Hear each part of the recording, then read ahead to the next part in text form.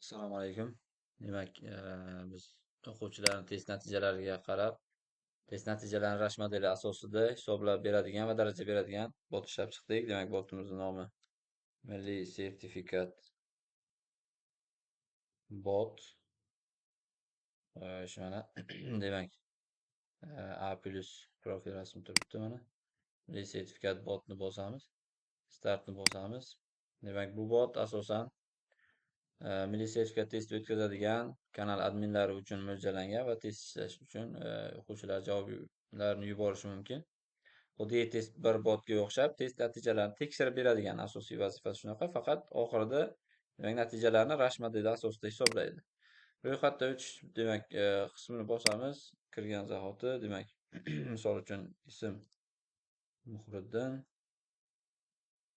Fayziyev Bahriddin o'g'li, misol uchun demak telefon nomer mana shu va manzil demak bu yerda qo'lda kiritilmaydi, manzil tanlanadi. Misol uchun Buxoro demak G'ijduvon tumani. Ro'yxatdan o'tish bosamiz, bo'ldi. Demak, ma'lumotlarni kiritib olganimizdan so'ng mana agar ma'lumotlarni keyinchalik o'zgartirmoqchi bo'lsak, mana mening ma'lumotlarim bo'limidan o'zgartirishimiz mumkin. Xo'sh. Keyingi demak botimizda milliy sertifikat testi o'tkazish uchun test javoblarini kiritish jarayoni, ya'ni test yaratish bo'limi hisoblanadi. Bu test yaratish bo'limida demak fan tanlanadi. Demak, milliy sertifikat testlari o'tkaziladigan fanlar ro'yxatga keltirilgan bu yerda. Demak, matematika, fizika, ona tili, adabiyot, hokazo, rus tili, kimyo, biologiya, geografiya, tarix.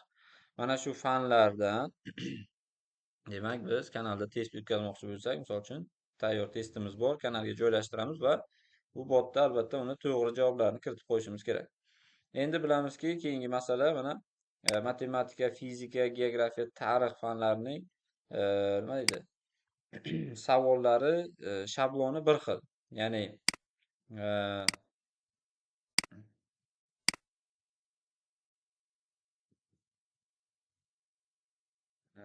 birdan 35gacha, demak 33gacha ABCD variantlar va 33-35 savollar ABCDEF. Umuman olganda bu holat mana shu 1dan 35gacha hamma demak testlarda bir xil va keyingi qismlarda farq qiladi. Ya'ni 36dan boshlab 45gacha bo'lgan savollarda farq qiladi shakllari. Shuni inobatga olib, biz demak mana bu yerda dinamik qildik bu narsani, ya'ni o'zgaruvchan. 36dan boshlab, misol uchun misol testlarda, qaysi testlarda 36da bitta savol bor.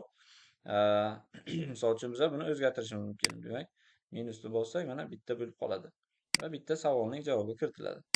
37 ham misol uchun bitta savol bo'lishi mumkin, 38 ham. Endi mana matematika, fizika, geografiya, tarixda hammasida demak 36dan 45gacha ikkitalik savollar hammasi. Shu uchun shablon standart shunday qoldirdik. Ona tili adashmasam shunaqa edi. Qoraqalpoq, rus tillari ham demak 36, 37, 38, 40gacha bittalik savol va bu yog'i ikkitalik savol bo'lib ketadi. Va kimyo, biologiya ham bulardan farq qiladi. Ona tili adabiyotda yana bitta narsa, 45-savolda misol uchun esse bor, uni bali kiritilmaydi. Demak, shu uchun mana bu yerda 45-savol yo'q hisoblanadi. 45ni to'liq o'chirib tashlasak, 45da javob kiritilmaydi. 44ta savolga javob kiritilishi demak nazarda tutiladi. Va keyingi masala kimyo, biologiyaga keladigan bo'lsa, kimyo, biologiyada demak ularda ham 36dan 40gacha demak bittalik javoblar ketadi. Xo'sh, va buni demak bittadan kamaytirib javoblarni kiritishimiz mumkin. Bu uchun 40dan boshlab demak savollar 41dan 42gacha adashmasam, hattoki 43, 44, 45 yo'q. Demak 41, 40, 41, 42-savollar va u yerda bitta masala berib 4, 5ta savol, 6tagacha, 7tagacha so'rash mumkin. Bu dinamik, biza xohlagancha bu yerda qo'shishimiz mumkin. 7, 8ta, 10tagacha demak bemalol farqi yo'q. Qo'shishimiz mumkin. Xullas, ya'ni mana bu nima test yaratish bo'limi dinamik hisoblanadi. Faqat bitta kamchilik aytib ketaman. Matematik ifodalarni mana kasr sonlar yoki ildizost sonlarni kiritishni hozircha nima qilganimiz yo'q. Keyinchalik buni amalga oshirishimiz mumkin. Xullas mana shu qismlarda demak mana shu shaklda biza javoblarni demak kiritib chiqamiz. Test yaratish bo'limi mana shunday hisoblanadi. Misol uchun matematikadan demak test yaratishni ko'rib chiqamiz. Xo'sh, demak test javoblarni belgilash jarayonini tushuntirib o'taman. Demak, test javoblarini kiritib chiqish. Misol uchun mana bu yerda demak javoblarni son kiritishimiz kerak. Misol uchun 15, 16, 18. Bu namuna uchun kiritilyapti. 54, 58, 58. Yo'q, hammasini 50, 50, 50 kiritamiz.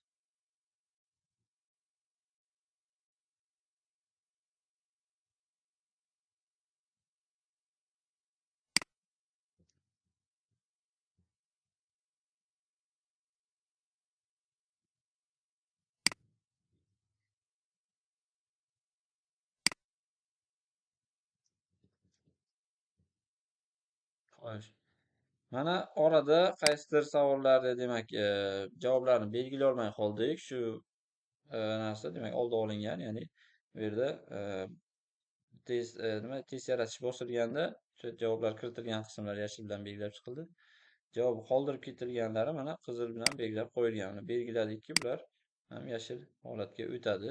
Bu demak nima deydi? Noto'g'ri kiritishni oldini olish uchun qilingan. Va keyingi asosiy narsa mana bu yerda aytib ketmoqchiman. Test hammaga ko'rinsinmi degan parametr mavjud. Demak, buni bosadigan bo'lsak, test qaysi kanalda o'tkazilayotgani va test qachon o'tkazilishi haqida ma'lumot kiritib qo'ysak agar, bu yerda testlar bo'limida demak, bizni o'sha o'tkazmoqchi bo'lgan testimiz o'sha ro'yxatga chiqadi. Ya'ni sizni kanalingiz demak, da test bo'lishi haqidagi e'lon mana shu botni testlar bo'limida chiqib turadi. Bu ham demak, sizni kanalingizga bir tomondan demak foydali hisoblanadi. Misol uchun onlayn olimpiada deb qo'yadigan bo'lsak, kanalni mana shu kanalda demak qachon test bo'lishini kiritishimiz mumkin. Misol uchun 25-aprelda misol uchun 21 demak 00 da test misol uchun rejalashtirib qo'ymoqchi bo'lsak, mana shu yerda yaratib qo'yadigan bo'lsak, test demak qachon bo'lishi haqidagi ma'lumotni testlar ro'yxatida ko'rishimiz mumkin. Bo'ldi, javoblarni kiritdik. Demak, matematikadan milliy sertifikat testi javoblari belgilandi. Qaysi kuni bo'lishi belgilandi. Test yaratishni bosamiz. Test yaratish bosilgandan keyin mana bizda demak test bazaga qo'shildi. Test kodi demak mana shu. Test muallifi mana shu odam deb chiqadi mana. Va mana bu tayyor izohni kanalga joylashtirishimiz mumkin. Bundan foydalanib o'sha to'g'ridan-to'g'ri test ishlamoqchi bo'lganlar, test qatnashuvchilari botga o'tib javoblarni yuborishi mumkin. Xo'sh, javob yuborish jarayoni qanday bo'ladi? Javob yuborish jarayoni demak, albatta mana test kodi orqali bo'ladi. Mana javob yuborish bo'limini bosamiz. Javob yuborish bo'limini bosadigan bo'lsak, bu yerda 1000 o'sha 10.05 demak kodni bosadigan bo'lsak, OKni bossak, bu yerda matematika mana MS test deb chiqdi. Demak, o'sha testni ishlab bo'lgandan so'ng test qatnashuvchisi javoblarni belgilab yuborishi mumkin. Javoblarni demak yuborgandan so'ng barcha o'sha qatnashuvchilar javoblarni yuborib bo'lgandan so'ng demak test muallifiga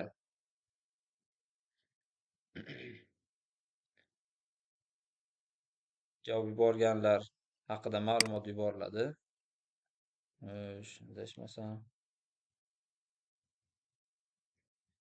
bu yoqda demak yana bitta narsa, demak test qatnashuvchilariga mana qaysi mana biza nechta mana bu yerda savollar kiritib chiqqan bo'lsak, xuddi shunga mos shablon chiqadi bu yerda. Demak, misol uchun 44 ta 45-savollarda 3 ta savol bo'ladigan bo'lsa, bu yoqda 3 ta maydoncha chiqib turadi. Xo'sh, mana javoblarni belgiladi. Demak, test qatnashuvchisi va yuborishni bosadi. Yuborish bosilgandan so'ng ozgina demak kutamiz. Bosilmadi shekilli.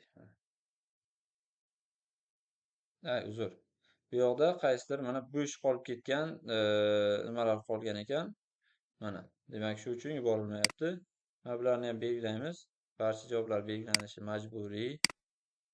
Mana belgilab bo'ldik. Menimcha qolmadi. Yuborishni bosamiz. Mana yuborish bosganimizdan so'ng mana bizga test yuboruvchiga javoblaringiz qabul qilindi. Test topshiruvchi demak kimligi, demak savollar soni qanchaligi va to'g'ri javoblar soni. Ya'ni biz yuborgan javoblar nechtasi to'g'riligi faqatgina bu yoqda ko'rinib turadi. Lekin albatta ball, daraja qanaqa ekanligini bilmaymiz hozircha. Xo'sh. Va mana umumiy natijalar test yakunlangandan so'ng yuboriladi deb xabar chiqdi. Va test muallifiga ana bu xabar keladi. Test javoblar qabul qilindi. Demak, faloncha javob yubordi mana. Natijalarni ko'rish, mana natijalarni bosadigan bo'lsak, bu joriy holat. Bu yerda hech narsa o'zgarmaydi. Kimlar javob yubordi va nechta to'g'ri ekanligi ro'yxati chiqadi. Yakunlashni bosganimizdan so'ng esa, demak, bizga namunaviy o'sha test fayli mavjud, natijalar fayli mavjud. Buni demak, o'sha kanalda joylashtiraman, yo'riqnoma joylashtirilgan kanalda joylashtiraman, ko'rishlaringiz mumkin bo'ladi. Rashk modeli asosida hisoblangan va darajalari hisoblangan fayl ko'rinishida chiqarib beradi yakunlash bosilgandan so'ng. Ya'ni misol uchun buni ham bosadigan bo'lsak, test yakunlandi, natijalar tayyorlanmoqda. Endi bitta natija bilan buni demak albatta hisoblash muammo kelib chiqadi. Shu uchun bu yerda mana xatolik beryapti. Xo'sh. Bo'ldi, mana shu narsa va keyingi masala aytmoqchi edim. Mana biz misol uchun testimizni hammaga ko'rinishini belgilab qo'ygandik. Shu uchun mana matematika testi, mana bu milliy sertifikat testlari bo'limiga kirsak, testlar bo'limida matematikadan ikkita test bor deyapti. Ikkita test mana onlayn olimpiada kanalida. Xo'sh. O'tkazilishi, qachon o'tkazilishi haqidagi ma'lumotlar yozilgan. Va shundan mana bot foydalanuvchilari sizning kanalingizda o'tkazilayotgan testlarni demak kirib ishlash imkoniyatiga ega bo'ladi. Ya'ni kanalga o'tishni bosib, kanalga o'tib, demak testlarni ishlashi mumkin bo'ladi. Mana shunaqa bot, demak bizda bu bot demak Rashk modeli asosida natijalarni oxirida hisoblab beradi. E'tiboringizni so'rayman.